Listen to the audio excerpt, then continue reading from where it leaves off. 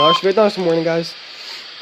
The National Weather Service in Mount Holly, New Jersey has issued a severe thunderstorm warning for central Burlington County in southern New Jersey until 10:45 p.m. At 9:33 p.m., National Weather Service Doppler radar indicated a severe thunderstorm. The storm was near Greece, moving east at 20 miles per hour. This storm is capable of producing damaging winds in excess of 60 miles per hour. The severe thunderstorm will be near Medford around 9:55 p.m., Tabernacle and Leisure Town around 10:05 p.m., Presidential Lakes around 10:25 p.m., Chatsworth around 10:35 p.m. Damaging winds up to 66 miles per hour were reported at the Philadelphia International damaging Airport with winds. a severe thunderstorm.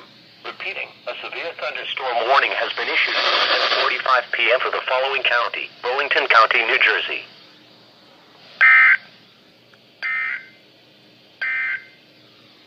The following is a special weather statement.